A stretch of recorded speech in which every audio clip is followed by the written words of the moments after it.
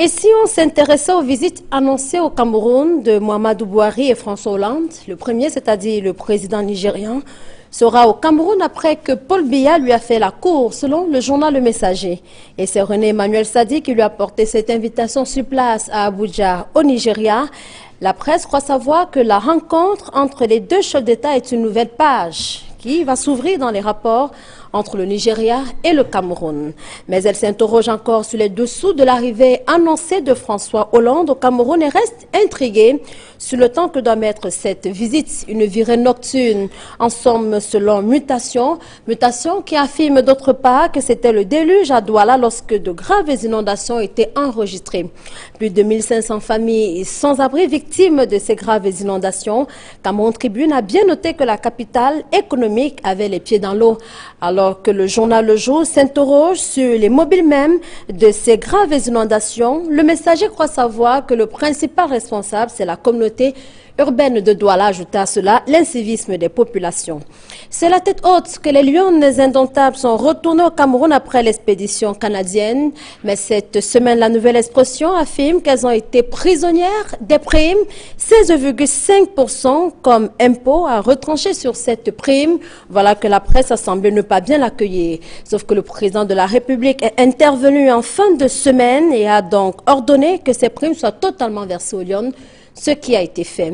Madame, Monsieur, bonjour. Merci d'être au rendez-vous de droit de réponse. Droit de réponse est ce programme qui se propose de disséquer l'actualité telle que vue par la presse afin de susciter le débat. Ici, et comme tous les dimanches d'ailleurs, des journalistes, des hommes politiques et des acteurs de la société civile se relaient sur ce plateau pour tenter de nous faire comprendre ou nous faire voir ce que la presse, elle, n'aurait pas pu.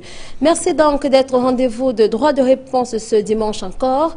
Avant de vous présenter nos invités, d'abord un tour dans les kiosques pour savoir comment la presse a traité de ces différents sujets d'actualité. Flavien Dongo, bonjour.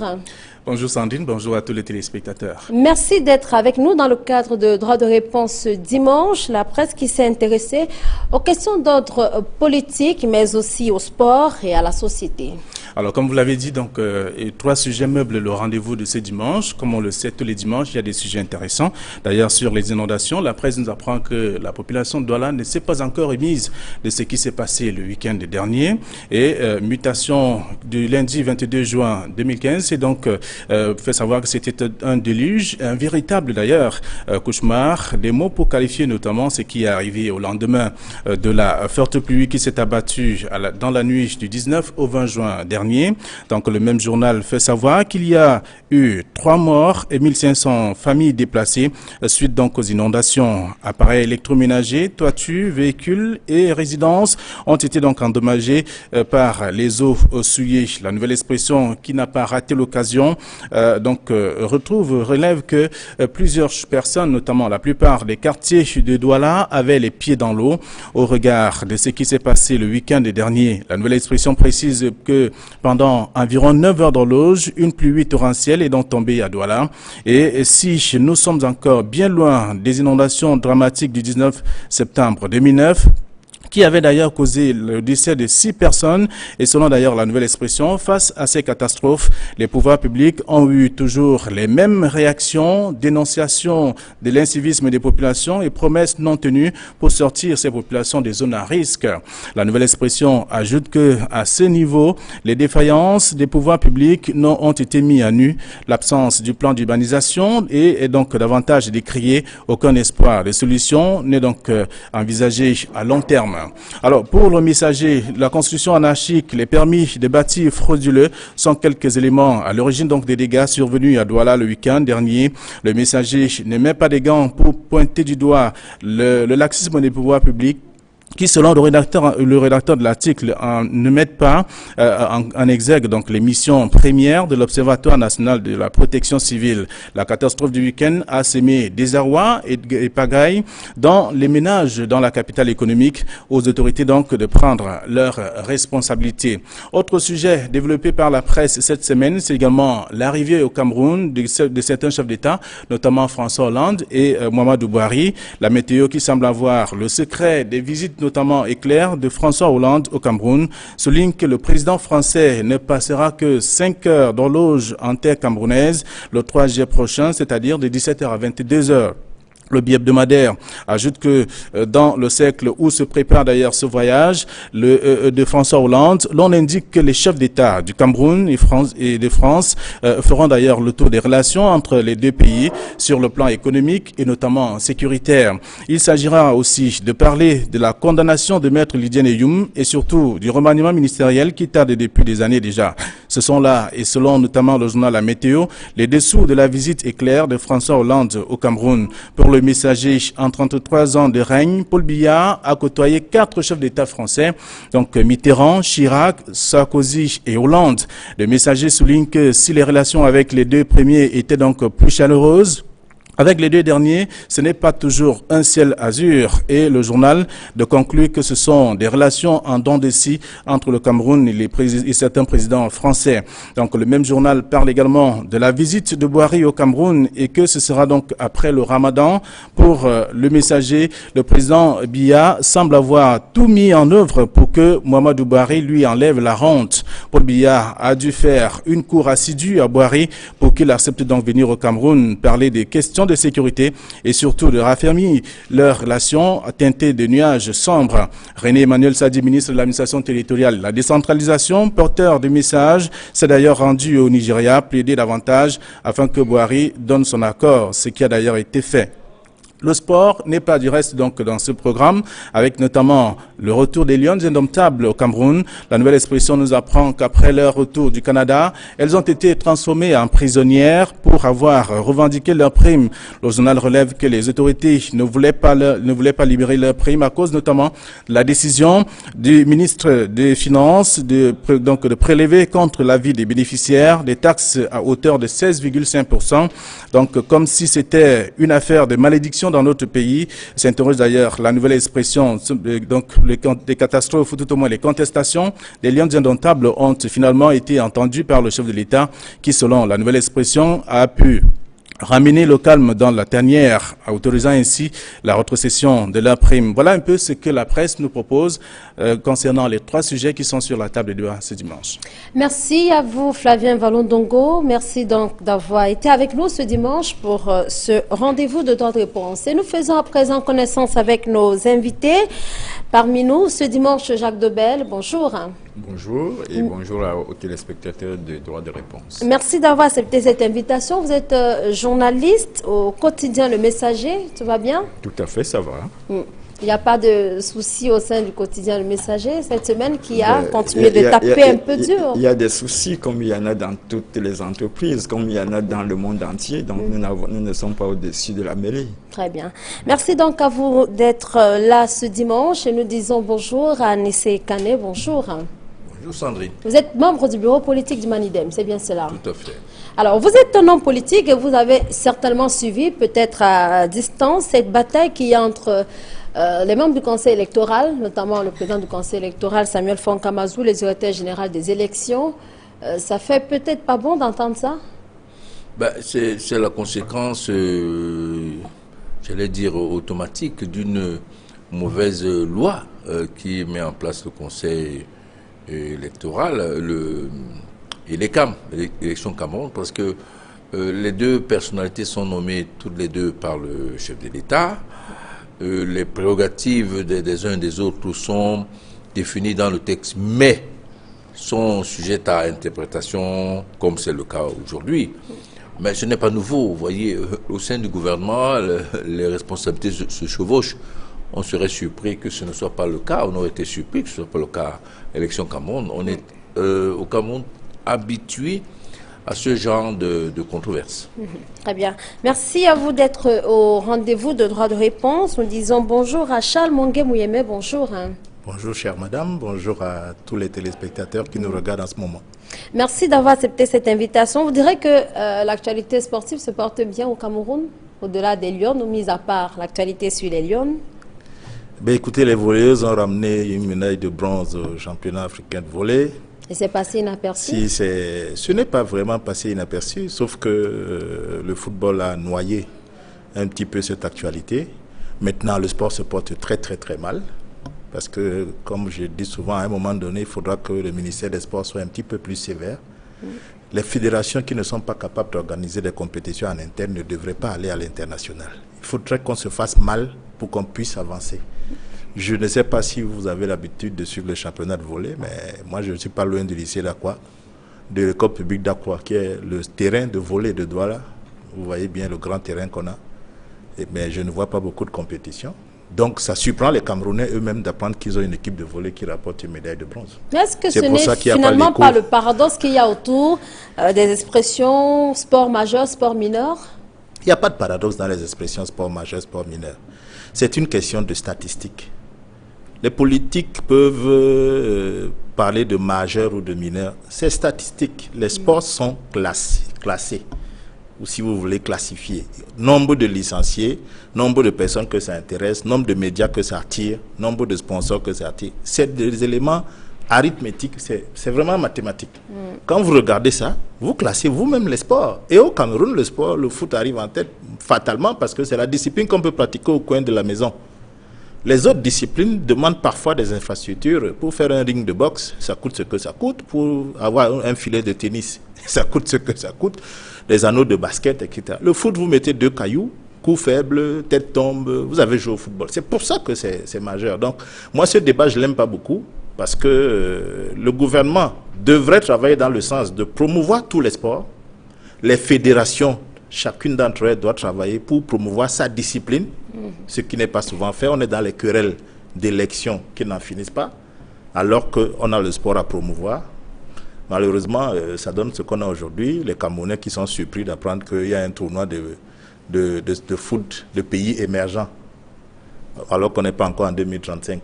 Vous voyez, ça pose quand même quelques problèmes de communication et tout ce que vous voulez. C'est très compliqué. Très bien. Merci à vous d'être là et nous disons bonjour au sénateur, le docteur Pierre Flambongaya. Bonjour. Bonjour. Merci d'avoir accepté cette invitation. Alors, la session, elle se déroule bien au Sénat?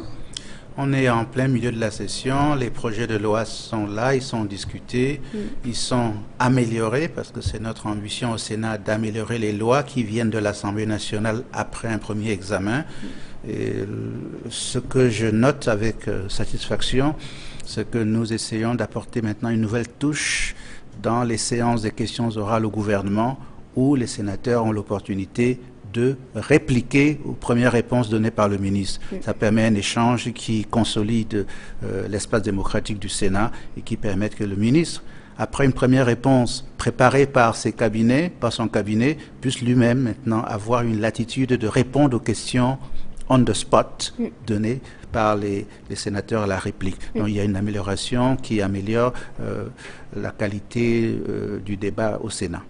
Alors, sauf que le début de cette session au Sénat a quand même été secoué par une nouvelle qui a traversé la presse, notamment cette colère des sénateurs autour des salaires qui auraient perdu un peu de poids, disons-le comme ça, qui auraient été diminués. Qu'en est-il exactement? Est-ce que les sénateurs se plaindraient de ce qu'ils reçoivent? Vous prendrez note que vous posez la question au sénateur Ngayap, qui a une vision particulière de son rôle au Sénat.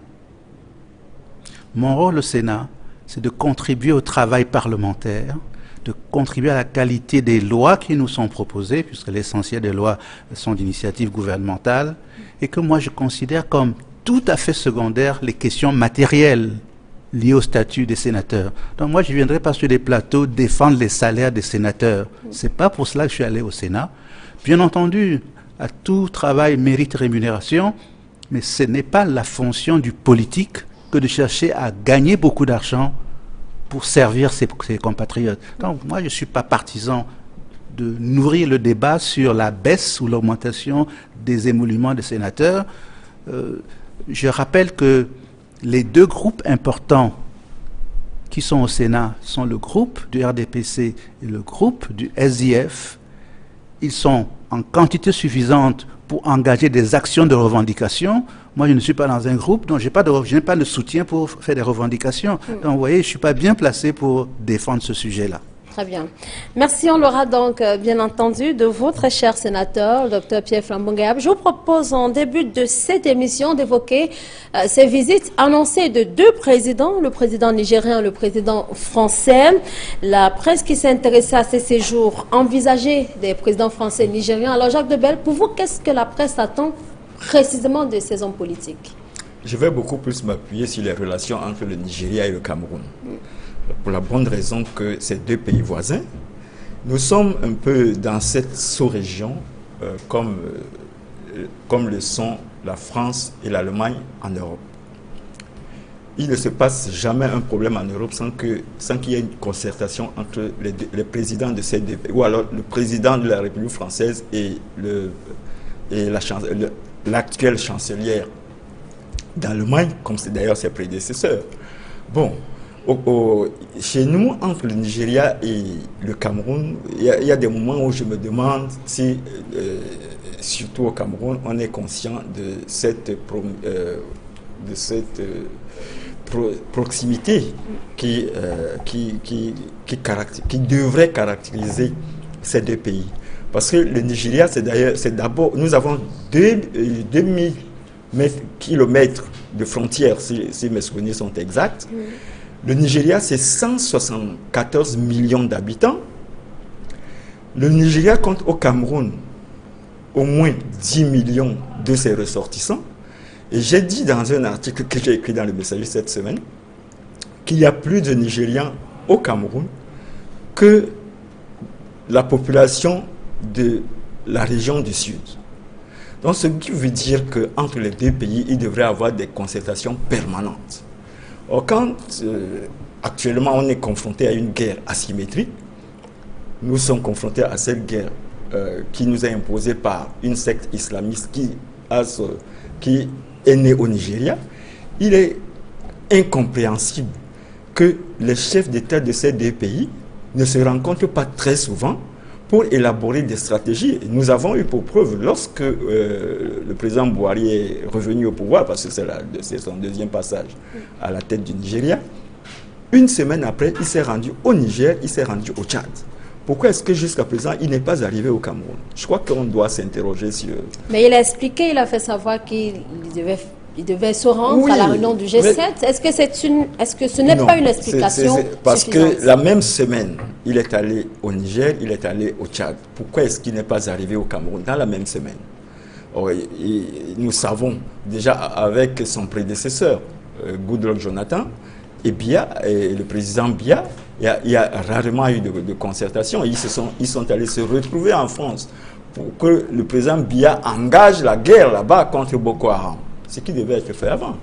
C'est vrai qu'on a dit à un moment donné que le Cameroun a refusé le droit de poursuite au Nigeria et conséquemment, le Nigeria a refusé le droit de poursuite au Cameroun. Et on est resté là, alors que les deux pays, au niveau des sommets, on devait se retrouver pour élaborer une stratégie. Comme cela s'est toujours passé entre le Nigeria et les autres pays limitrophes. Je parle du Bénin, qui n'est même pas aussi impliqué dans la guerre contre Boko Haram, comme l'est le Cameroun, mais il y a régulièrement des concertations entre le Bénin et le Nigeria.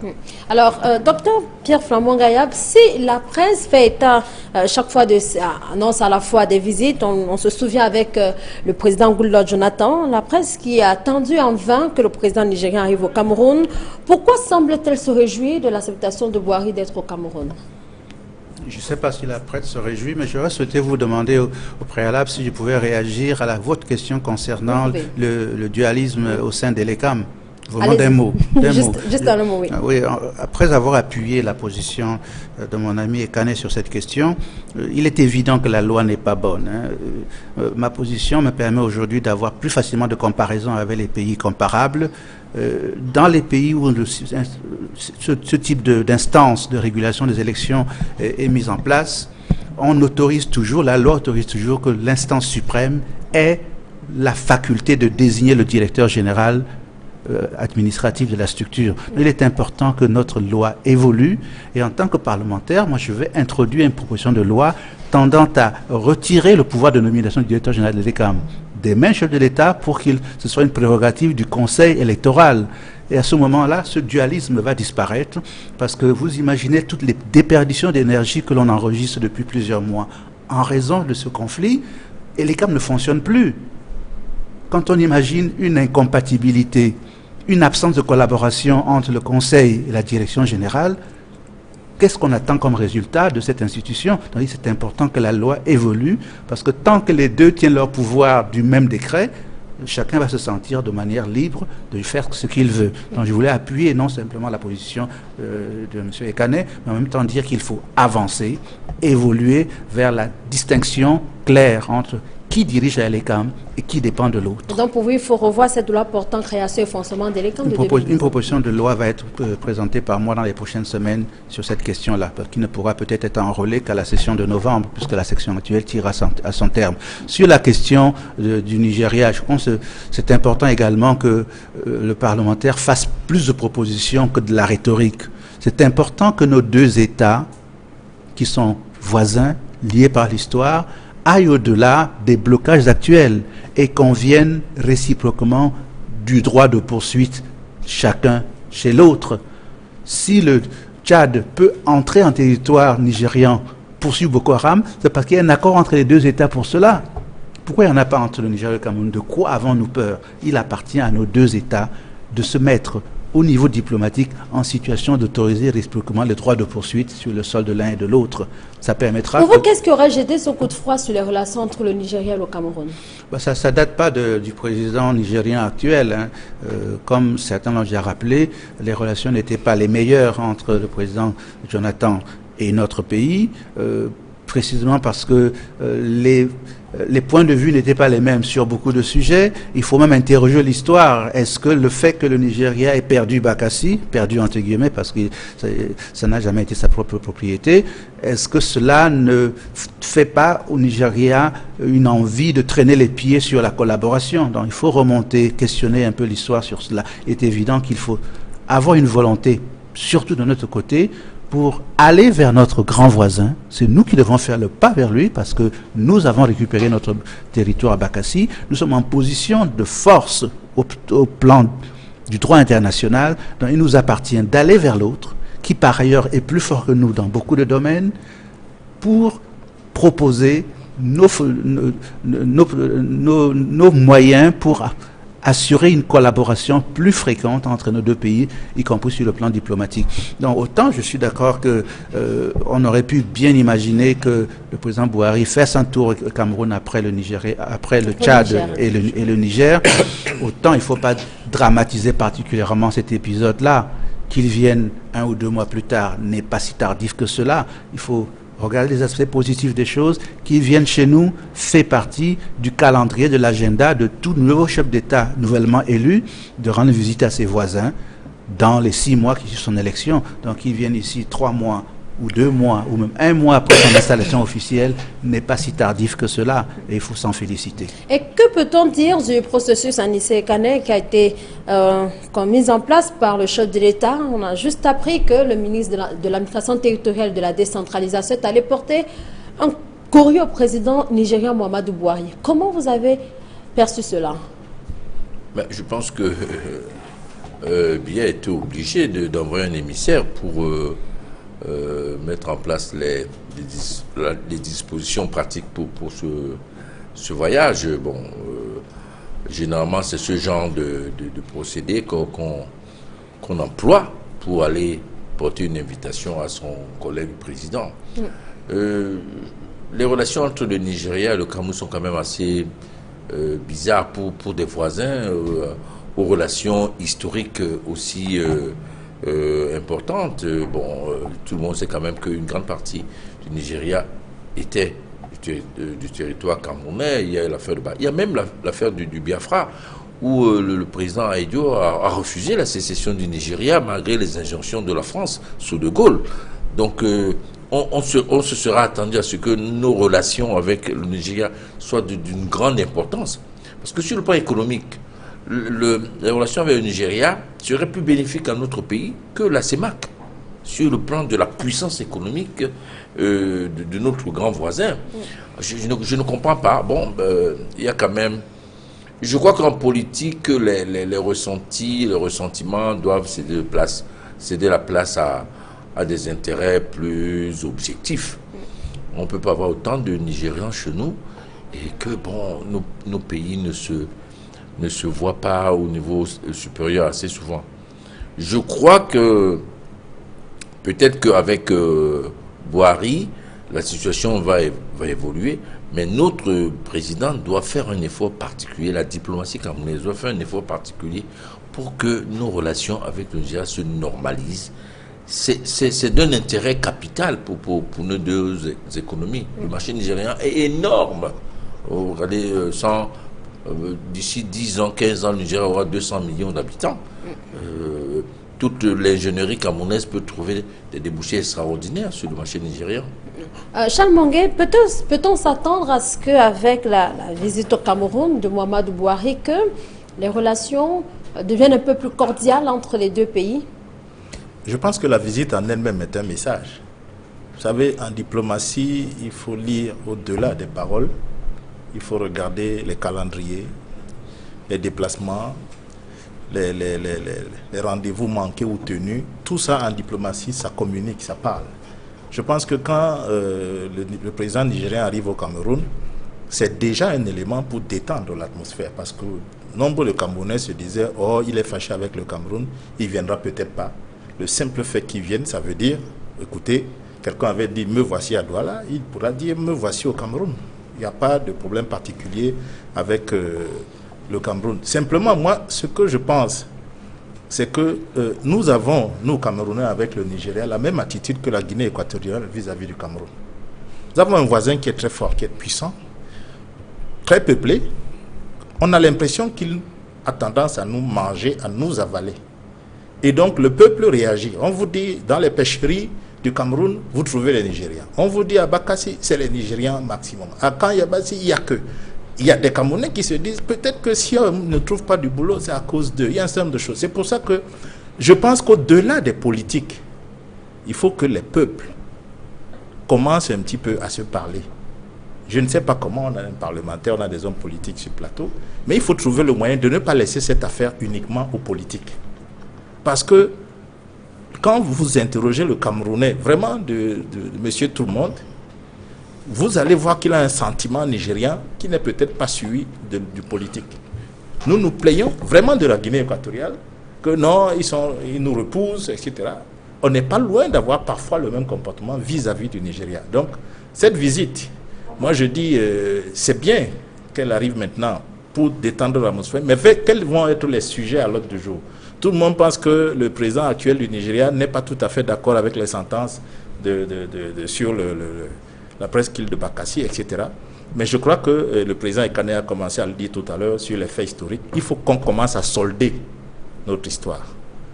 À un moment donné, on laisse trop de choses ouvertes qui ne sont pas closes et on a tendance à revenir dessus plus tard pour en faire des histoires. Il faut qu'on solde. Je ne sais pas si c'est les Nations Unies. Il faut qu'à un moment donné, on dise que cette affaire-ci est soldée définitivement. Voici ce qui a été arrêté.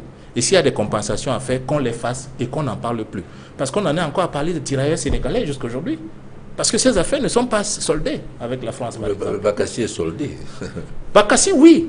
Mais tous les autres problèmes que vous avez évoqués, les gens estiment que le référendum n'était pas juste, des choses comme ça. Il faut les solder. Sinon, on va les traîner comme un boulet à chaque fois que quelqu'un arrive au pouvoir et qui est un petit peu chatouilleux. On revient dessus. Donc, moi c'est ce que je pense par rapport à cette question. Alors, on s'intéresse aussi à la visite annoncée de François Hollande au Cameroun. Jacques Debelle, la presse est tout d'abord intriguée par le temps que va mettre ces visites. 5 heures. Est-ce que c'était à relever? Je ne sais pas si... je suis journaliste, c'est vrai, nous n'avons pas les mêmes analyses, nous n'avons pas la même vision des choses. C'est vrai, le Cameroun et la France ont des relations historiques. Mais si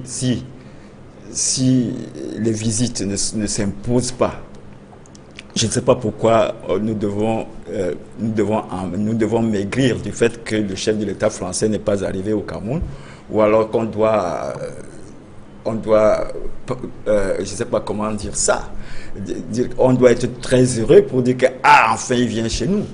La France, nous avons des relations commerciales, j'ai dit tantôt, nous avons des relations historiques, de mon point de vue, qui marchent tant bien que mal. Il y a beaucoup de Camerounais qui sont très fâchés contre la France.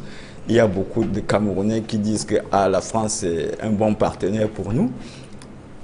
Tant que ça marche à ce niveau-là, si le sénateur Ngayab le disait tantôt, si les agendas ne permettent pas que le président Hollande, dès qu'il est arrivé au pouvoir en France, arrive au Cameroun, qu'il aille plutôt au Gabon, à côté, ou je ne sais plus dans quel pays.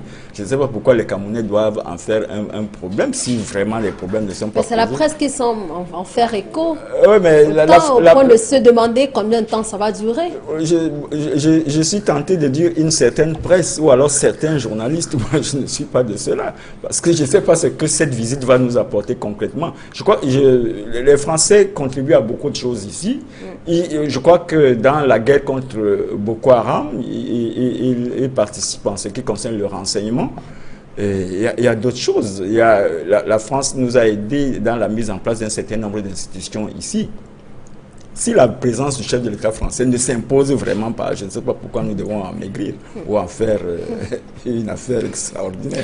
Alors, visite éclair, Anissé Kane, visite éclair, visite au FOP 16, virée nocturne. Beaucoup d'expressions utilisées cette semaine dans la presse pour qualifier ou bien pour tenter de comprendre ce qui se cache autour de la visite de François Hollande. Ça donne quand même à réfléchir sur les contours même de cette visite. Ouais, vous savez, il faut quand même faire la différence entre les relations au sommet avec la France et, j'allais dire, les contentieux historiques que nous avons avec la France officielle. Je parle au niveau du peuple camerounais.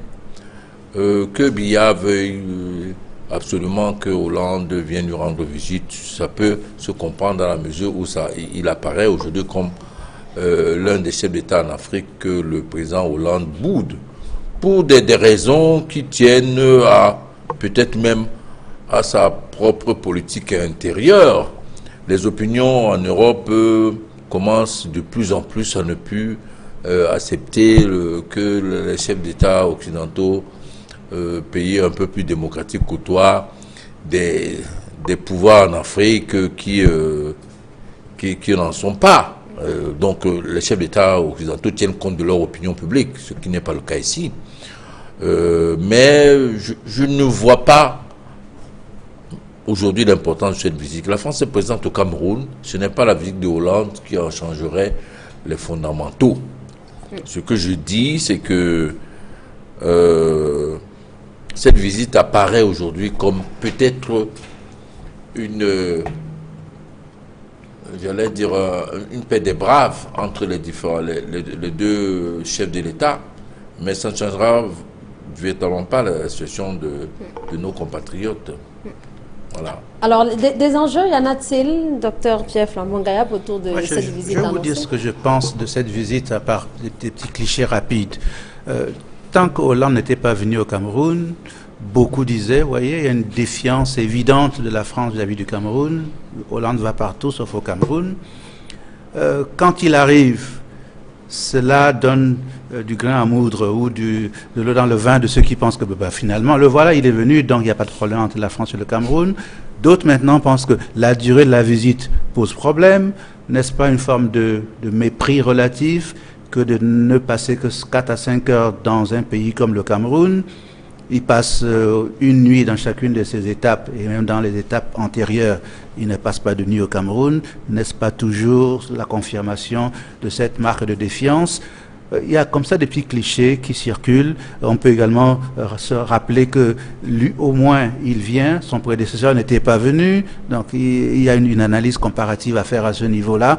En fin de compte, sur le plan purement diplomatique, ce que je pense, à titre personnel, c'est que cette visite s'impose, même dans une courte durée, pour Hollande, pour taire ce sentiment anti-français, ou ces soupçons de peu d'intérêt ou de peu d'implication de la France dans notre lutte contre Boko Haram. Donc, il fait cette escale pour assurer, au-delà de, je pense qu'il n'avait pas besoin de rassurer principalement notre chef d'État, mais de rassurer l'opinion, comme son ambassadeur le fait déjà au Cameroun depuis plusieurs mois, qu'il n'y a pas de laxisme dans la collaboration de la France vis-à-vis de notre lutte contre Boko Haram. Mais est-ce que la France en a besoin?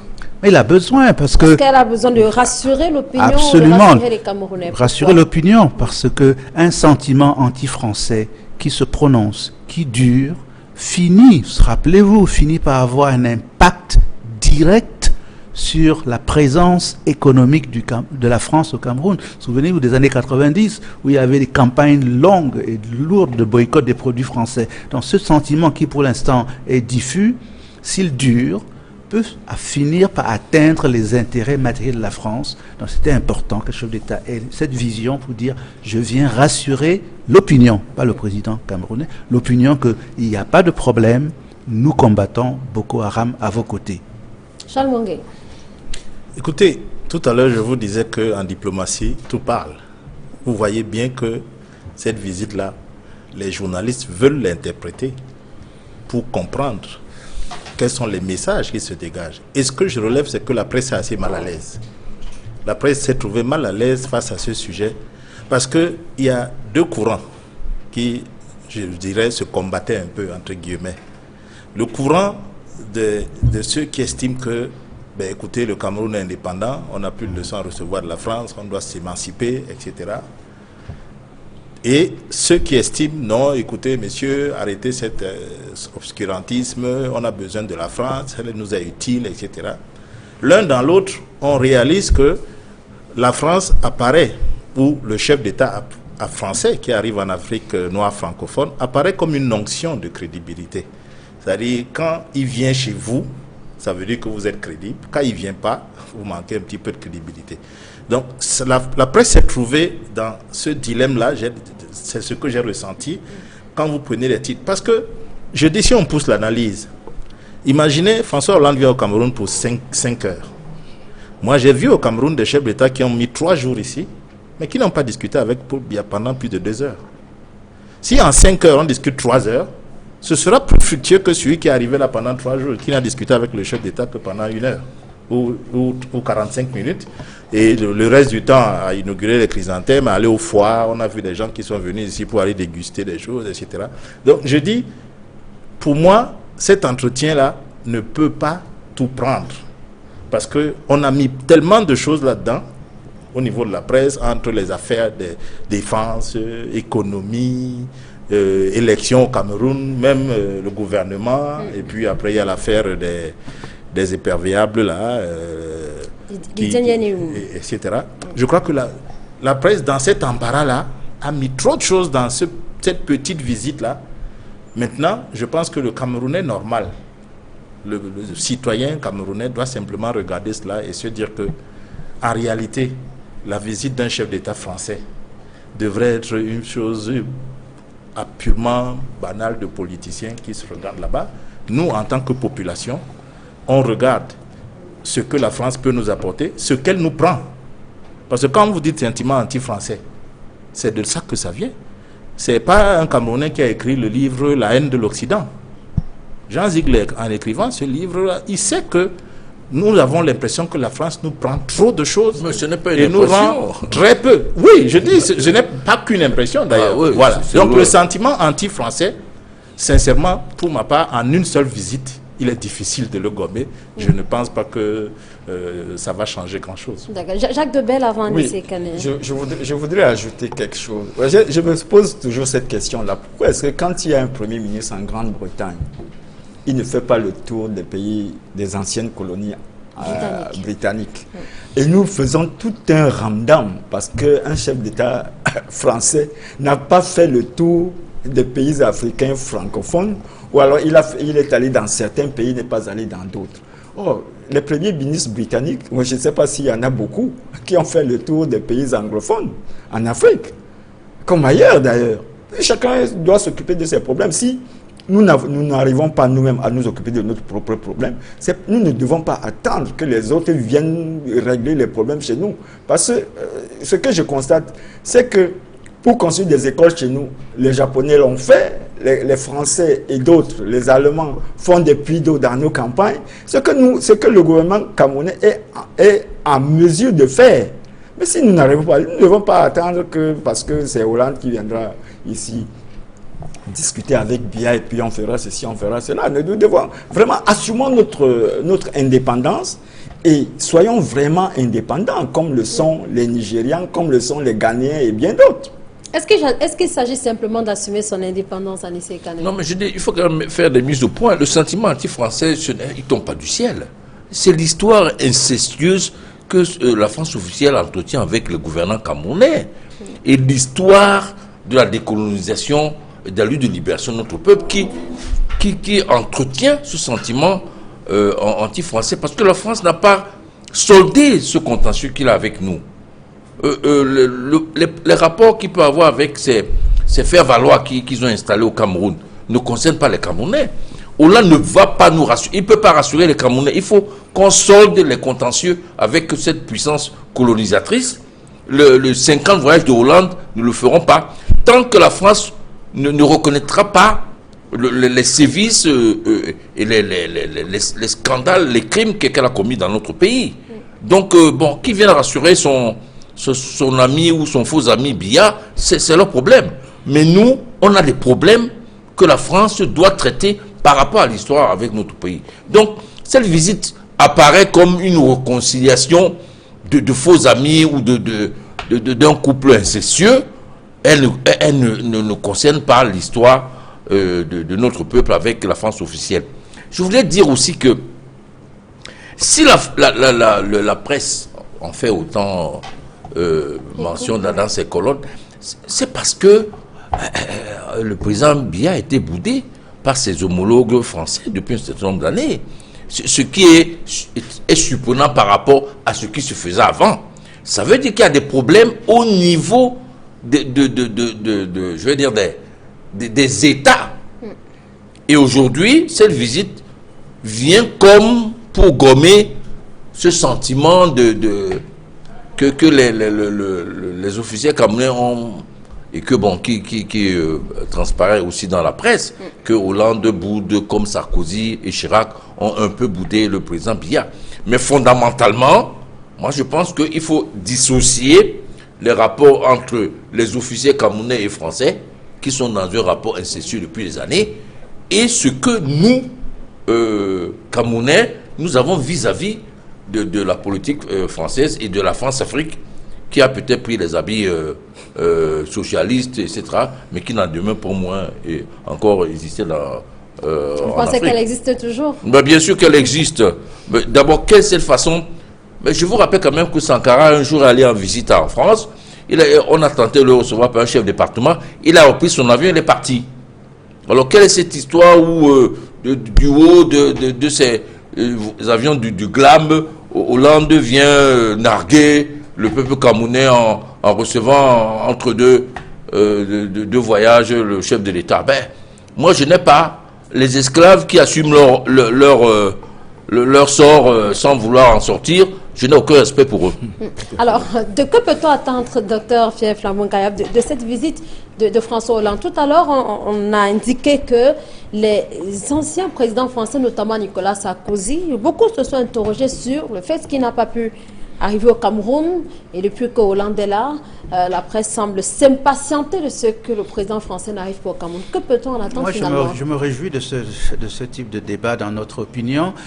D'abord, moi, je partage en grande partie ce que dit Jacques Daubel concernant le parallélisme ou la distinction qu'il faut faire entre le comportement de la Grande-Bretagne et le comportement de la France par rapport aux anciennes colonies.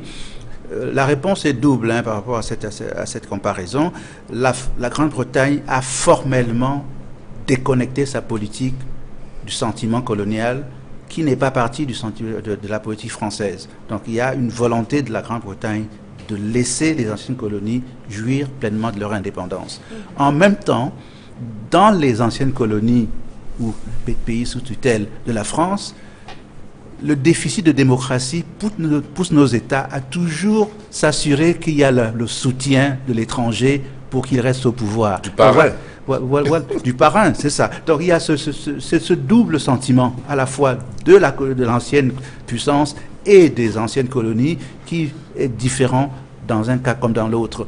En même temps, je pense que, comme l'opinion, la presse en fait l'écho, et je pense que ce n'est pas inutile qu'elle s'en fasse l'écho. Si la question de l'avocate Lydienne Yen Eyum ferait partie, ce qui serait logique dans le traitement de la France de cette visite, je crois qu'il faut d'abord, après avoir dénoncé, c'est ce que je fais, qu'un chef d'État ne consacre que si peu de temps à un pays important comme le nôtre, hein, il faut le rappeler. C'est pas peu de le signaler, mais je voudrais rappeler que ce n'est pas un respect suffisant pour ce que nous sommes. Si la question de cette avocate emprisonnée, confirmée par la Cour suprême, est encore remise au goût du jour, comme la question précédente de Thierry Atangana, je ne connais pas le fond du dossier de Thierry Atangana, donc je ne sais pas s'il y avait matière à le relaxer ou non, mais je pense que le fait que l'opinion ait eu le sentiment qu'il a été gracié par le fait des pressions de la France, cette affaire-là doit s'arrêter. Nous devons maintenir notre souveraineté. Nos instances judiciaires ont prononcé des décisions finales. Notre Constitution prévoit normalement le droit de grâce chef de l'État, mais il ne faut pas que nous ayons l'impression que ce droit de grâce est exercé sous pression. Donc c'est important que, si j'avais un conseil à donner, que cette question soit retirée de l'ordre du jour ou que notre chef d'État se limite à écouter ce qu'il serait dit, sans donner de son point de vue là-dessus, parce qu'il doit être jaloux de notre souveraineté et garder pour nous-mêmes le droit d'exercice de la grâce, si c'est son intention à lui, mais pas que ce soit suggéré par une autre personne. Alors, sur la question Lydia Yaneyoum, Charles Mongué, on peut comprendre, et la presse d'ailleurs s'est interrogée, au regard de ce qui s'est passé avec le cas Michel Thierry Atangana, le sénateur indiquait d'ailleurs que pour d'aucuns, c'était une décision du chef de l'État en rapport avec une certaine pression française. Alors, on n'ignore pas également que la presse française et même tous les Occidentaux estiment que Lydia Yaneyoum est une avocate française et que la décision a peut-être été un peu trop lourde. On se souvient aussi de ce que l'ambassadeur de France au Cameroun n'a pas pu être reçu par le chef de l'État. Quelques jours après que le verdict est tombé à la Cour suprême, elle a d'ailleurs été reçue hier. Beaucoup de choses quand même qui entourent cette visite de François Hollande. De quoi intriguer davantage? Certainement, mais je vous avoue que personnellement, ce n'est pas que François Hollande pose ce problème au président Biya qui m'embête. C'est la réponse du président Biya qui m'intéresse, moi, Camerounais. Que va-t-il répondre quand François Hollande va lui poser le problème? C'est ça mon intérêt en tant que Camerounais. Et il me souvient que sur le perron de l'Élysée, où je me trompe un peu, il avait dit, sur une question similaire, que la justice du Cameroun travaille sur le dossier, sur un dossier. J'espère une réponse similaire. C'est-à-dire que la justice du Cameroun a travaillé, Monsieur le Président. Voilà, parlons d'autre chose. Les affaires de justice, je suis comme chez vous, je ne m'en mêle pas. C'est ça que j'attends de mon chef d'État du Cameroun. Maintenant, cette affaire-là... Et vous pensez que c'est possible parce qu'il y en a qui à côté estiment qu'il faut bien que le parrain soutienne son filleul? Ben c'est ça la question. La question est là.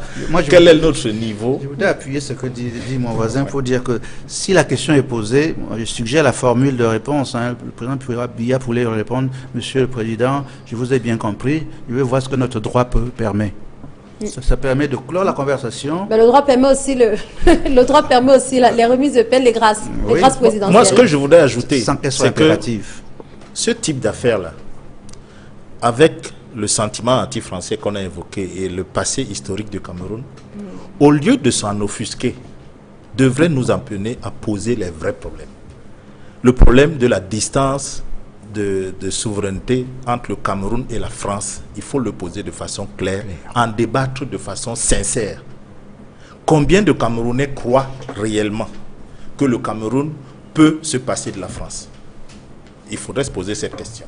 Parce que pour le Camerounais, de simple Camerounais que nous sommes, eh bien, on se dit, oui, nous voulons être souverains, nous voulons être indépendants.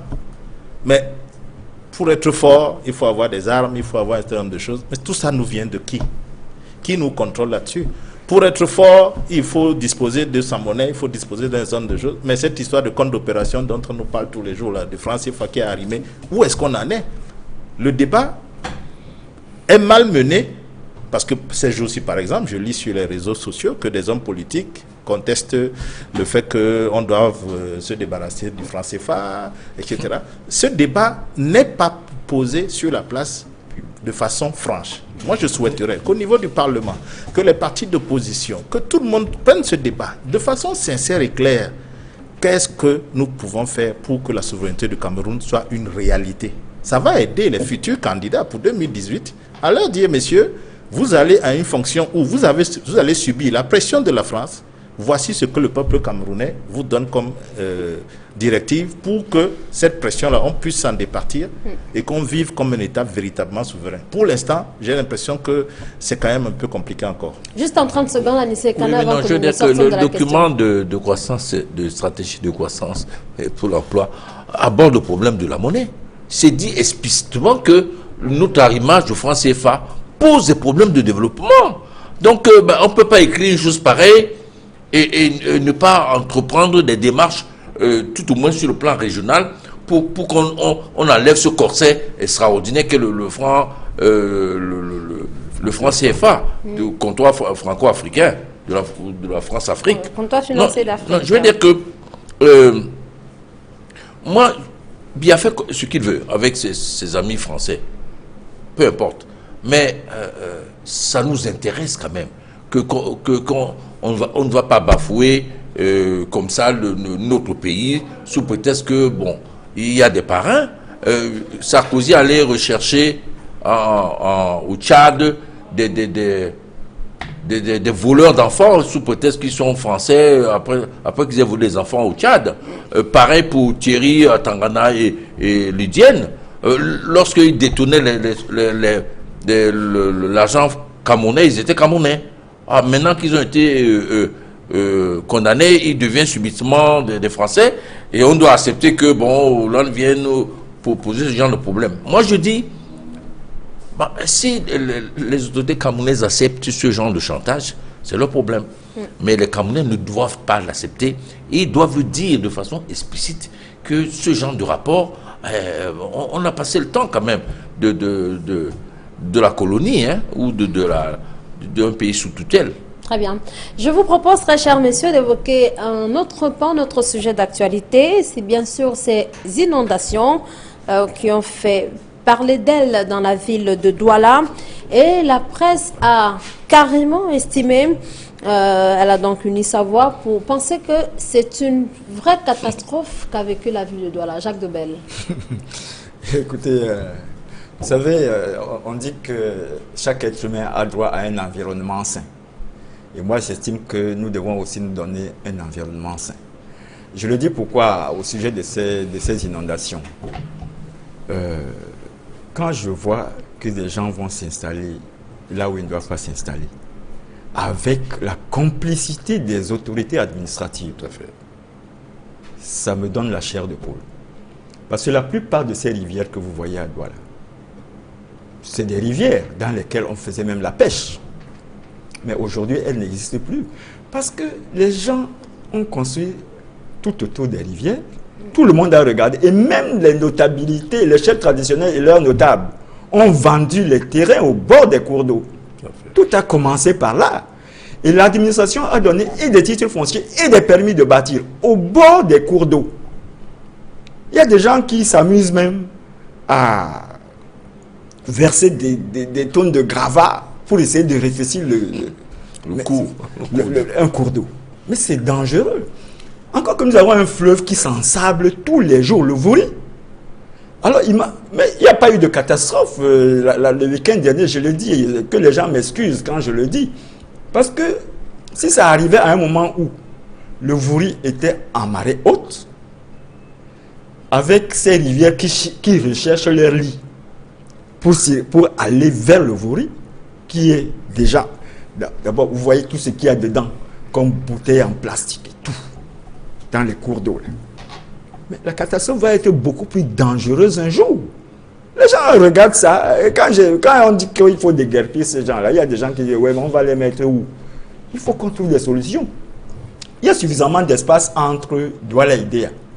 Il y a suffisamment d'espace entre Douala et Nkonsa. Parce que nous voyageons tous les jours, nous voyons. Et c'est l'État qui a... L'État a son domaine public qui doit pouvoir gérer conséquemment.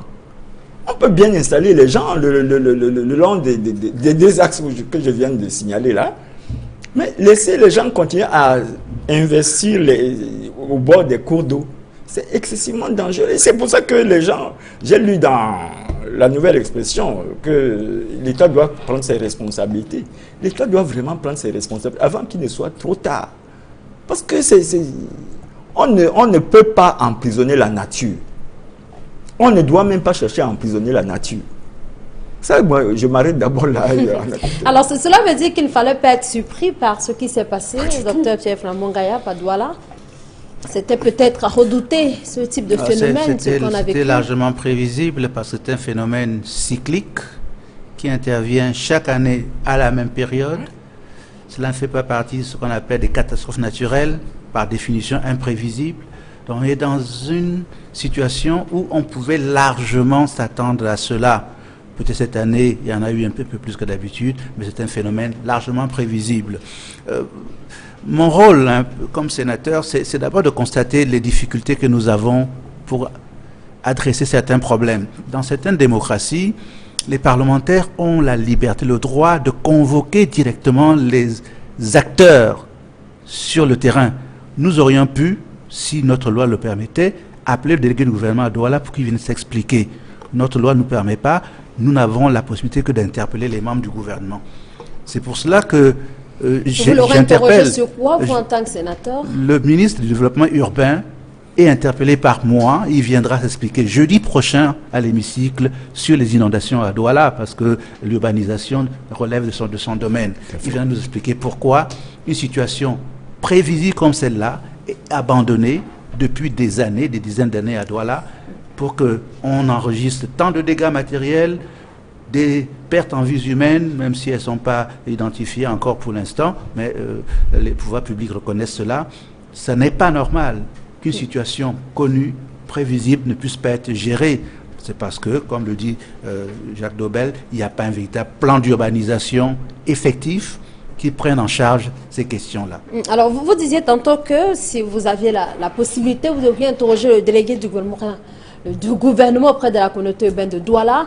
Est-ce que vous le rendez responsable de ce qui est arrivé? Il est responsable de l'assainissement de la ville. Donc, et il fait partie du problème. Un phénomène, encore une fois, largement totalement prévisible. On ne peut pas respecter les spectateurs. Depuis ses prédécesseurs, la communauté urbaine qui a un budget de plus de 60-70 milliards chaque année. Qu'est-ce qui empêche qu'il y ait une programmation sur 3-4 ans pour résoudre définitivement ce problème? On me dira que le budget cette année ne permet pas de résoudre entièrement le problème. La programmation permet d'étaler sur une certaine durée le traitement de certains problèmes. Quelle est la solution qui est prise depuis 10 ans pour résoudre ce problème, pour qu'il n'ait pas lieu aujourd'hui? Nous sommes en début de saison des pluies seulement à Douala. Donc ce qui a commencé là risque de s'empirer dans les prochains jours. Qu'est-ce qu'on fera? Constater, venir commenter les prochaines inondations, venir commenter les prochains dégâts, les prochaines victimes. Alors, les problèmes d'urbanisation de la ville de Douala sont bien connus, Charles Mongué. Et pourquoi ces inondations, lorsqu'elles arrivent, faut qu'elles étonnent autant? Si on sait très bien que les problèmes d'urbanisation sont là depuis très longtemps. Je ne suis pas certain qu'elles ont étonné, ces inondations, sauf si y a des gens qui viennent d'arriver à Douala. Mais pour l'habitant de Douala, le Camerounais normal qui suit l'actualité dans son pays, les problèmes d'inondation à Douala ne sont pas une surprise. Je vous signale simplement que c'est une seule nuit de pluie. Une seule nuit de pluie. Et au mois de juillet, on a des pluies de 3-4 jours. Pire au mois d'août. Mois d'août aussi. Donc, moi, je crains le pire. Ce qui arrive devant est très compliqué. J'écoute tout ce qui a été dit. Je veux simplement dire une chose qui, moi, m'a mis un petit peu mal à l'aise. C'est qu'on est devenus des voyeurs. Les secours, l'organisation des secours n'a pas été suffisamment diffusée. Et quelles mesures on peut prendre pour les inondations à venir? Parce qu'il y en aura, c'est inéluctable, il y en aura. Mais qu'est-ce qui a été fait? Déjà, on a vu quelques images avec 2-3 pompiers qui étaient là debout, et puis on a vu une pirogue quelque part. Vous imaginez bien que ces inondations, il y avait des chiens, des chats, des porcs, des poules, des canards dans des domiciles. Toutes ces bêtes-là ne peuvent pas nager longtemps. Elles sont certainement décédées, pour quelques-unes. Quelle est l'ampleur des dégâts? Et quand ces animaux vont entrer en putréfaction, même celui qui est à Bonanjo, à l'abri, croit-il, de l'épidémie de choléra va l'atteindre, ou un membre de sa famille. Donc moi j'ai l'impression qu'on s'est positionné comme voyeur. On a fait beaucoup de photos, on a dit plein de choses, mais personne ne s'est demandé mais comment les secours ont-ils été organisés? Comment les gens ont-ils regagné leur domicile? Qu'est-ce qu'ils font dès que la pluie commence à 21h, quand ils sont dans la maison? Ces gens-là, comment vivent-ils au quotidien? Dès que la pluie démarre à 21h, là, ils font quoi? Ils dorment, ils font le guet, le courant électrique. Quand l'eau pénètre dans les prises, vous savez ce que ça peut causer comme dégâts dans une maison? Moi, est-ce que la compagnie d'électricité, quelle a été son intervention dans ces affaires-là? Pour que chaque fois que l'on monte, qu'on puisse délester pour une fois avec raison la zone inondée, pour qu'il n'y ait pas de drame électrique, etc. Moi, toutes ces choses-là, je n'ai pas ressenti leur compte rendu au niveau des médias, parce que c'est au niveau des médias que nous tous, nous tirons des enseignements. D'accord, il faut curer les rigoles, je pousse tout ce qui a été dit. Ça, c'est vrai. Et ça se fait en saison sèche. Vous n'entendez pas la saison des pluies, quand les pluies ont commencé pour aller faire le curage. C'est quand même compliqué. Ça devrait se faire de janvier à juin. On est sûr qu'on a curé tout. Et quand les pluies arrivent en juin, elles trouvent que ça passe. Maintenant, les gens qui construisent de façon anarchique, c'est pas dans Tapion. Hein. C'est des immeubles. Hein. C'est des gens qui ont beaucoup de moyens financiers qui font ça. Alors quand on demande de casser, et que je lis une partie de la presse qui dit non, c'est pas comme ça qu'on résout le problème. Mais comment on va résoudre le problème? Si quelqu'un a construit sur un drain, il n'y a pas 36 solutions, il faut qu'on détruise. Maintenant, comment a-t-il acquis le terrain? Doit-il être indemnisé, etc. Ça, c'est les débats donc qui doivent être menés au niveau des mairies, au niveau de la communauté, etc. pour que les choses puissent avancer. Mais je dis, arrêtons d'être voyeurs. Je vois de plus en plus des accidents de circulation. Au lieu de faire le massage cardiaque, au lieu de sauver l'individu, les gens font des photos. Comme tous les téléphones filment aujourd'hui, on fait des photos, on fait des photos, on fait des photos. On oublie de secourir. Ben, il y a beaucoup de Camerounais en détresse dans toutes ces zones-là, et même à Bonapriso, qui n'est pas Douala 5e ou Douala 3e, il y a des inondations. Et donc, attention, moi je connais des gens qui sont obligés, heureusement pour eux, ils ont des maisons à étage, ils montent tous à l'étage quand il commence à pleuvoir. Ils suspendent les salons au plafond, etc. Ce n'est pas une vie, c'est compliqué. Donc moi je crois que au-delà de la responsabilité qui est évidente, de l'État, de la communauté qui sont en charge de ces choses-là, nous, Camerounais, disons-nous, ok, le mal est là. Quels sont les gestes qu'on doit accomplir? Moi, qui suis à Aqua, quel secours je peux apporter à quelqu'un qui est en Bagna quand le problème se pose, etc. Je crois que la presse devrait également nous aider dans ce sens-là, parce que c'est le seul relais qu'on a qui puisse nous aider à gérer les histoires de secourisme et de sécurité. Alors, Anissé Kaner, les zones à risque, tout à l'heure, Charles Monkela a indiqué les arrondissements de Douala 3, Douala 5. Il nous souvient d'ailleurs que le ministre du Développement urbain et de l'Habitat s'est rendu dans l'arrondissement de Douala 5e, qui a été déclaré zone à risque. Mais depuis ces années-là, ou bien le temps a passé, et on en est là à parler de ces inondations. Mais on a à la tête de nos administrations une bande de criminels, parce que ce qui s'est passé, c'est tout à fait criminel. Vous voyez, je faisais mon sport ce matin. Qu'est-ce qui se passe? Maintenant, on amène des grands engins, on détruit des maisons. Pourquoi ça ne s'est pas fait avant? Et ça pose quand même un problème qu'on attend des drames pour prendre des mesures cosmétiques. C'est scandaleux. Ensuite, on introduit l'histoire des envahisseurs qui viennent habiter dans des zones à risque. Mais dans les pays sérieux, on crée des villes nouvelles, on les assainit, on met des infrastructures, on met du développement économique pour que les gens ne viennent pas obstruer la ville. Les pauvres s'installent où ils peuvent, hein. Les riches, ils peuvent s'installer là où ils veulent.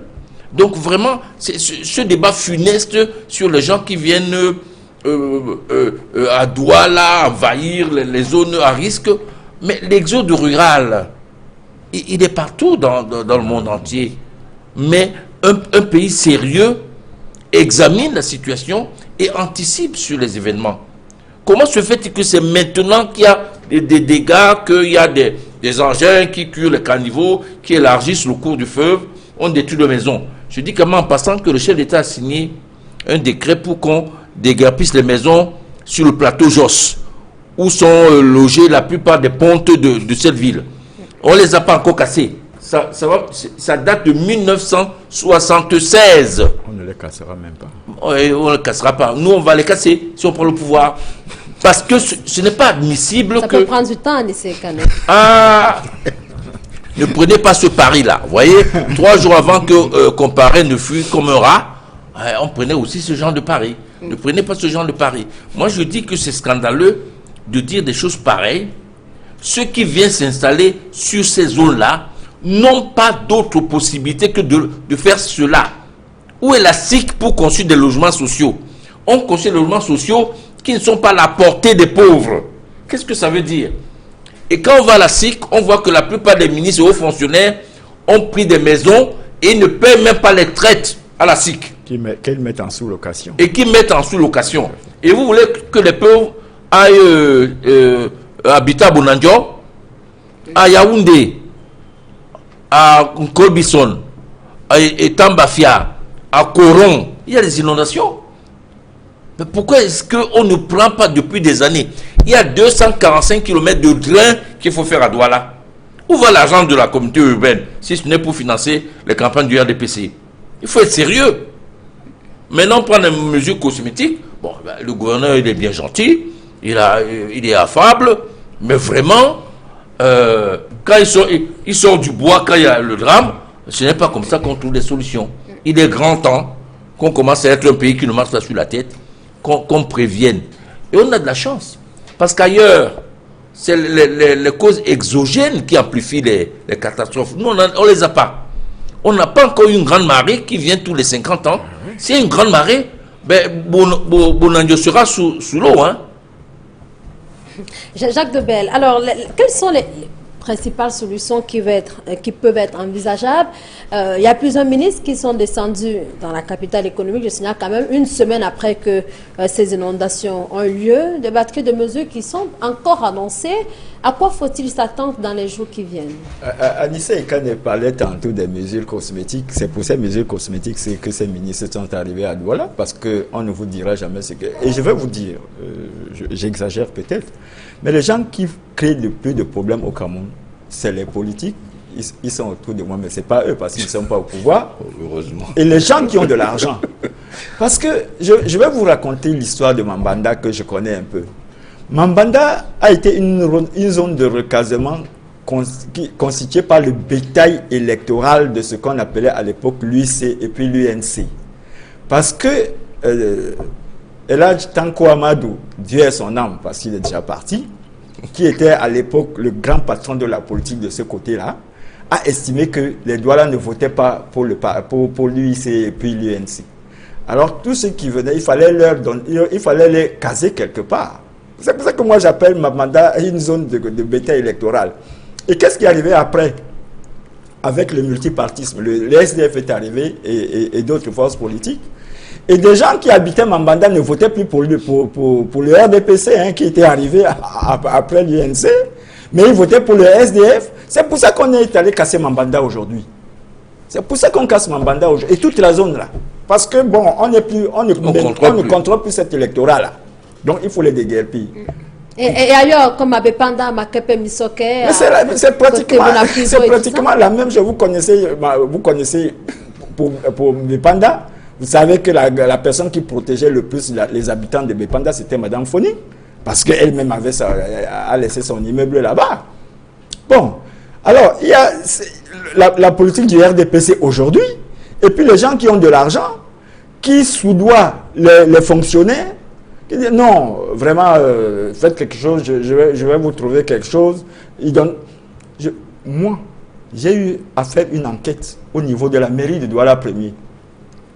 Là où se trouve ce Kajibi aujourd'hui qui fait office de mairie de Douala Premier, à côté, il y a un terrain qui est aujourd'hui la propriété d'un ancien fonctionnaire des impôts. Et lorsque j'ai eu ce dossier-là, je l'ai traité. C'était avec la complicité des agents même de la communauté urbaine, hein, qui ont fait délivrer un titre foncier à l'actuel propriétaire, qui je crois même doit aussi être en prison aujourd'hui, je ne sais plus. Et quand mon papier est apparu, à l'époque Ndiaoui vivait, et comme Ndiaoui laissait le soin au rédacteur en chef de faire son travail, il m'a appelé à 23h parce qu'on est allé le réveiller. Il dit, vous avez parlé d'un truc. J'ai dit, bon, écoutez, retrouvons-nous au bureau demain matin. C'était le samedi. On s'est retrouvés au journal. La femme de ce monsieur est venue, avec quelqu'un de la communauté urbaine en plus, pour défendre le dossier. Et moi, quand j'ai sorti tous les éléments du dossier, parce que moi-même, je l'ai eu à la mairie de Douala Premier. C'est un agent de la mairie de Douala Premier qui m'a confié ce dossier avec tous ces éléments. Mais c'est dans ces tues. Et donc pour vous, les autorités administratives sont... Oui, mais ils sont complices. Ils sont vraiment complices parce que c'est eux qui laissent faire. C'est eux qui laissent faire. La preuve, on détruit maintenant. Qui délivre le titre foncier? Je crois que c'est la communauté urbaine ou les mairies d'arrondissement. Qui signe? Est-ce que le délégué du gouvernement descend sur le terrain pour aller voir où est-ce qu'on va construire un bâtiment? Ce sont ces agents. Mais quand on se rend compte après que... le soit octroyé le permis de bâtir. Oui, le permis de bâtir. Quand on se rend compte après que ça pose un problème, qu'est-ce qu'on fait?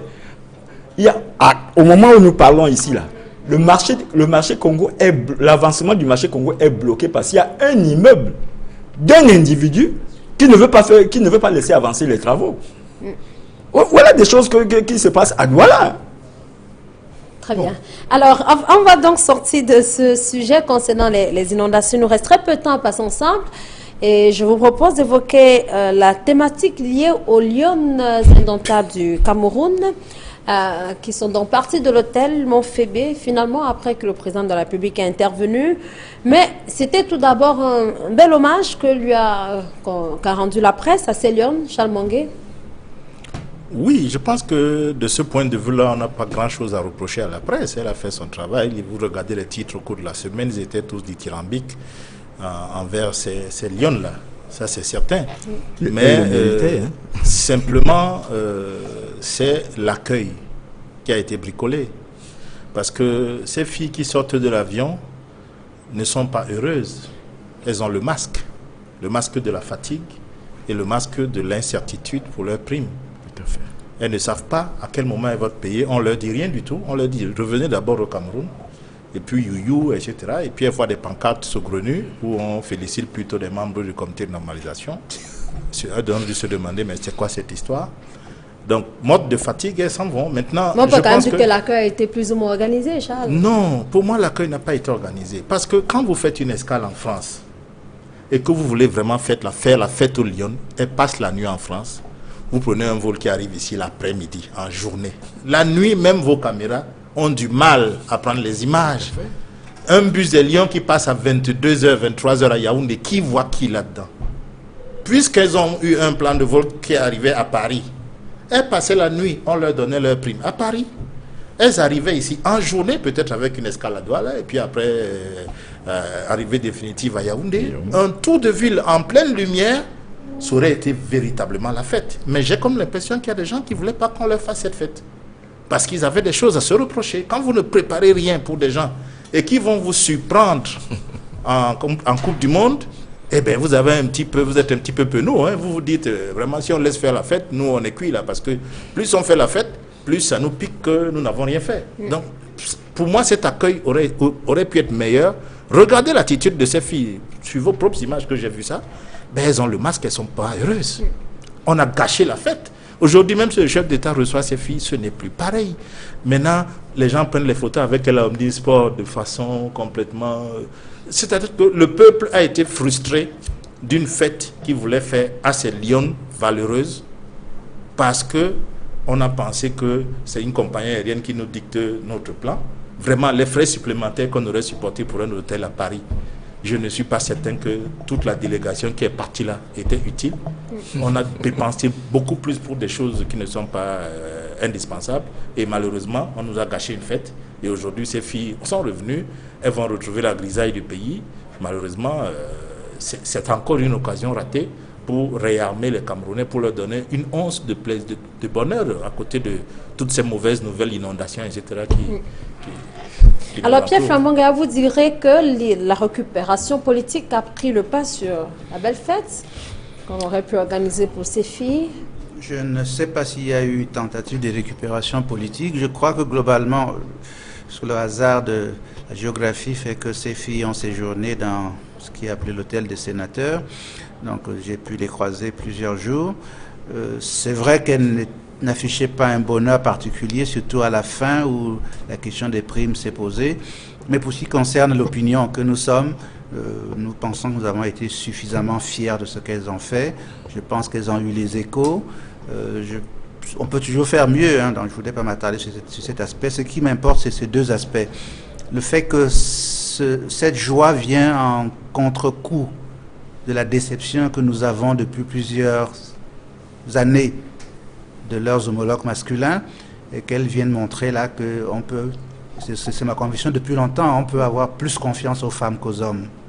Donc, elles ont réussi en peu de temps ce que les masculins ont tardé à faire et n'ont pas pu maintenir. Donc, ça nous donne un motif de fierté par rapport à la déception des lions masculins.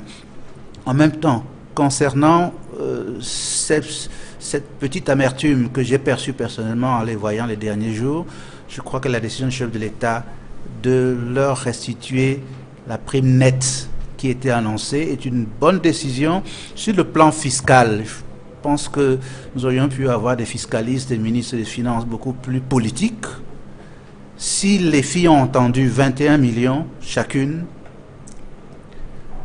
c'était normal que le ministre des Finances comprenne que dans l'esprit de ces filles, c'est 21 millions nets. Et que lui, par rapport à tout le budget qu'il gère pour le pays, parce que c'est lui qui contrôle le budget de tout le département ministériel, il ne peut pas lui manquer 4 millions. Parce que j'ai fait mes calculs. Pour avoir 21 millions nets, il faut un 25 millions brut. C'est des 25 millions qu'il faut déduire 16% et demi pour avoir 21 millions. Il ne peut pas manquer 4 millions dans le budget de l'État pour dire, oui, les 21 millions, vous les aurez en net, je saurais où prendre les 16,5% pour que le brut soit de 25 millions. Ça aurait calmé tout le monde. Il faut faire une gestion politique des questions politiques.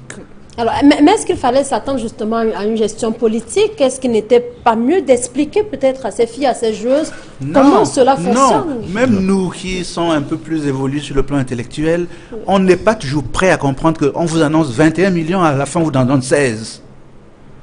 On n'avait qu'à dire aux filles... Et puisqu'on leur a dit que la loi de finances l'impose. Non, on n'avait qu'à leur dire au début, de manière claire, que c'est 16 qu'on vous donnera, elles auraient compris. Non, on ne dit pas 21, à la fin on leur donne 16. Alors, donc c'était plus facile de dire vous aurez 21 net. Le ministre des Finances saurait comment déduire du net pour avoir le brut qu'elles n'auraient pas vu. Elles auraient eu le net entendu. Anissé Kanem.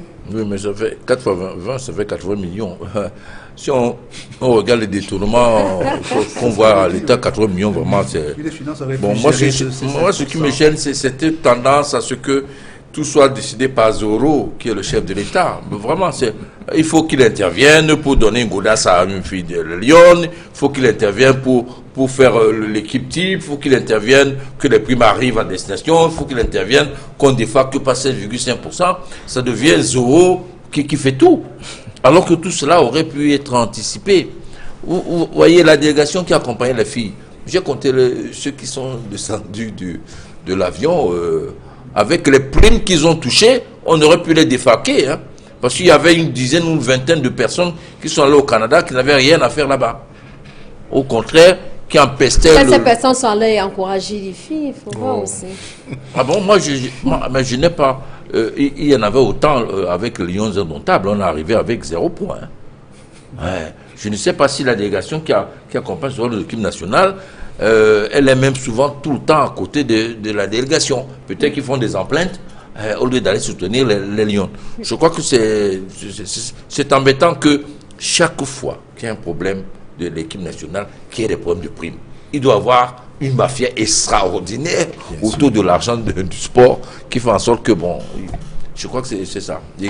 Et chaque fois, il faut faire appel à Zoro pour régler les problèmes. Alors, Jacques Debelle, de ce point de vue, est-ce qu'on ne pourrait pas justement reprocher, tel que le sénateur le disait tantôt, reprocher aux autorités de n'avoir pas clairement expliqué à ces filles, peut-être avant la compétition, peut-être pendant la compétition, avant leur retour au Cameroun?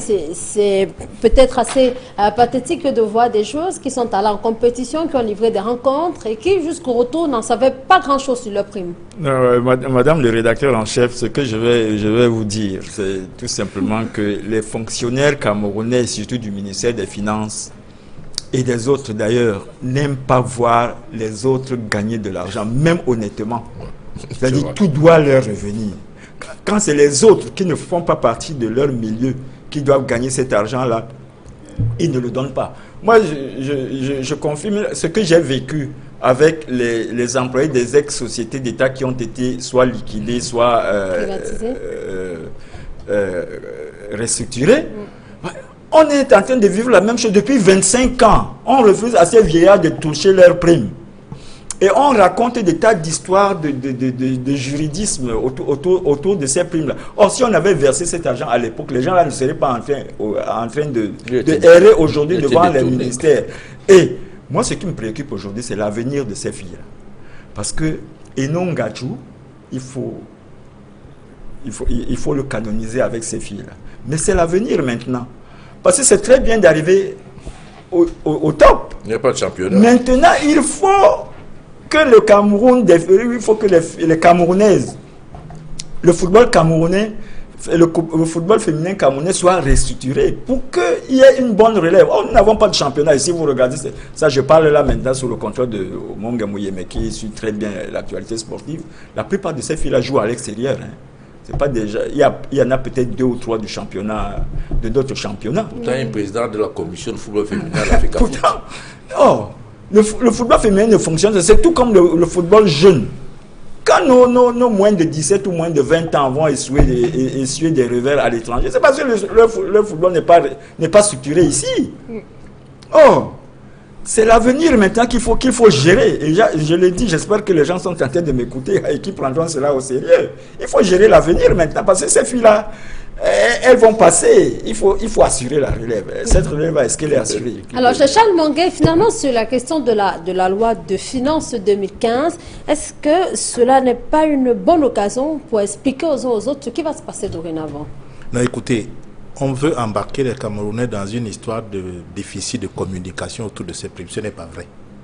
Ce n'est pas vrai du tout. Il y a eu une négociation. Les filles ont demandé 30 millions. Et on est arrivé à 15 millions. Si au cours de la négociation, vous ne pouvez pas leur expliquer que les 15 millions, c'est le net ou le brut, ne venez pas me dire après coup qu'il y a un problème de communication quand même. Ça ne fait pas sérieux. D'autre part, ils avaient cet argent. Ils ont payé à quelle heure? Ils ont payé à 21h30. Quand est-ce qu'ils sont retournés au trésor public pour prendre la différence? Puisqu'ils n'avaient que les 16 millions. La retenue à la source, ça veut dire ce que ça veut dire. On retient à la source. On ne vous donne pas pour que vous rameniez. Mais comment ont-ils fait pour payer à 21h30 s'ils n'avaient pas déjà les 21 millions sur eux? Ils les avaient. Ça veut dire qu'ils savaient pertinemment que c'est 21 millions qu'il faut payer. Et qu'ils ont essayé de chipoter là en se disant si ces filles sont faibles, c'est banco. Ah, ces filles ont dit niet, vous nous donnez nos 21 millions. Et à 21h30, l'argent se retrouvait là comme par miracle. Vous vous souvenez que pour les garçons, on allait chez un usurier le dimanche. Parce qu'on n'avait pas la différence, nous dit-on. Et à cette époque-là, personne ne s'est élevé pour dire que comment l'État qui doit combattre l'usure va vers les usuriers. Aujourd'hui, j'entends les gens qui disent nul n'est censé ignorer la loi. Mais Sandrine, le JICAM, le ministère des Finances, font des séminaires pour expliquer la loi des finances chaque année. Or, des grosses structures qui ont des directeurs financiers, des directeurs de fiscalité, des directeurs comptables, des juristes à l'intérieur, pour leur expliquer la loi des finances. Et vous voulez que des footballeuses qui doivent se concentrer pour nous donner des résultats, aillent lire la loi des finances, qui déjà n'est pas suffisamment disponible. Allez sur le site du ministère des Finances, vous allez me dire, qui n'est pas suffisamment disponible. Et vous dites que non, nul n'est censé ignorer la loi, on devrait. Moi, je pense que les exonérations, et je pense que le sénateur l'a dit, en parlant du ministre des Finances qui aurait pu le faire, elles sont corrélées à la fiscalité. Quand on dit fiscalité, exonération est un terme qui est vraiment lié à cette histoire. Et on en accorde tous les jours. Les gens importent des Jaguars et je ne sais pas quoi, ils vont à la douane, ils font des demandes d'exonération, on laisse passer les véhicules. Des filles qui vont dans une compétition. Et en plus, la note qui fixe les primes, produite par le comité de normalisation, convoque tout un aéropage de textes. Au début, vu la constitution du Cameroun, il n'y a pas vu la loi des finances. Et la note se termine, on ne dit pas si les montants indiqués sont bruts ou nets. Qu'est-ce que les filles sont censées ne pas ignorer en ce moment-là? Une prime, c'est un montant en général qui est net.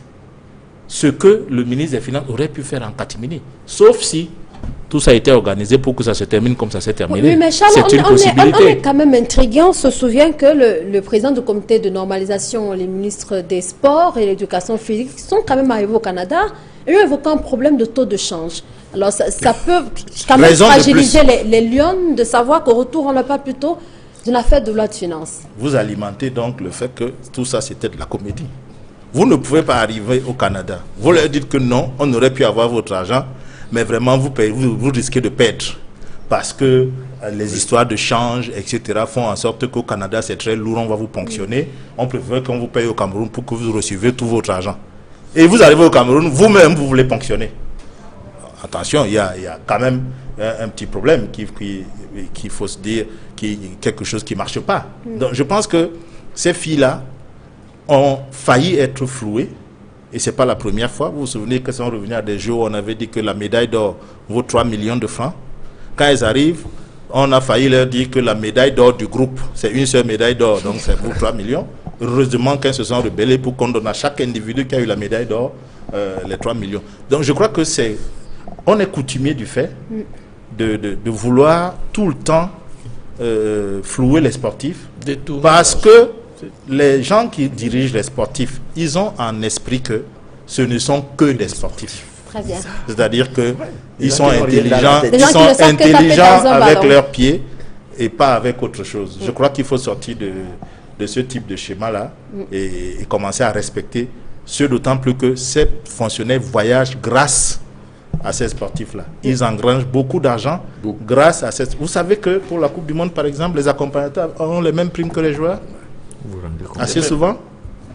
Vous voyez quelqu'un qui est venu là, qui s'assied à la tribune. Bon paradoxe, direz-vous. Alors, voilà. pour sortir de cette émission, sénateur, vous allez interpeller le ministre des Sports très vite? Non, maintenant que l'affaire s'est quand même terminée à l'avantage des filles. Ça va, ça va. Sauf qu'il y a d'autres problèmes dans le sport quand même. Il y a beaucoup de Lions, les U23, les juniors qui ont été éliminés des compétitions. Tout à l'heure, on parlait des problèmes de structuration de ces disciplines. Bien entendu, si c'est sur les autres questions, en dehors de celle des primes. Moi, je suis champion des questions au gouvernement. Il ne se passe pas de semaine sans qu'une question personnelle soit posée au gouvernement, au moins une. Donc, s'il y a matière à interpeller le ministre des Sports sur ces questions ou sur d'autres, je ne manquerai pas. Mais il y a déjà beaucoup de questions de ma part dans les tuyaux du gouvernement. Je pense que ce qu'il faut surtout dire pour sortir de ce sujet des Lions, c'est que l'image que véhiculent nos sportifs de haut niveau à l'international vaut 10 000 missions de nos diplomates et de nos ministres des Relations extérieures à l'étranger. Donc, les retombées en termes d'image sont infiniment plus importantes à travers nos représentants sur des disciplines de cette nature que sur ce que font nos politiques à l'extérieur. Donc, quand on regarde les frais d'émission que les politiques ont à l'étranger chaque semaine et par rapport à ce que ces représentants de sportifs ont une fois de temps en temps, il n'y a pas de raisonnement particulier à faire. Il faut donner davantage à ces filles. S'il fallait voter un budget spécial pour récompenser ces filles, je ne manquerai pas de donner ma voix à ce vote-là. Très bien. Merci à vous, sénateur Flambon Gayap, et bonne fin de session au Sénat. Nous vous disons également merci à vous, Jacques Dobel, d'avoir accepté cette invitation. Nos remerciements aussi à Anissé et Canet, et bien sûr à Charles Mangué-Mouyemé. Merci donc à vous, très chers messieurs, d'avoir été au rendez-vous de droit de réponse. C'est la fin. Merci également à vous, très chers téléspectateurs. On se retrouve dimanche prochain avec le même plaisir. Au revoir.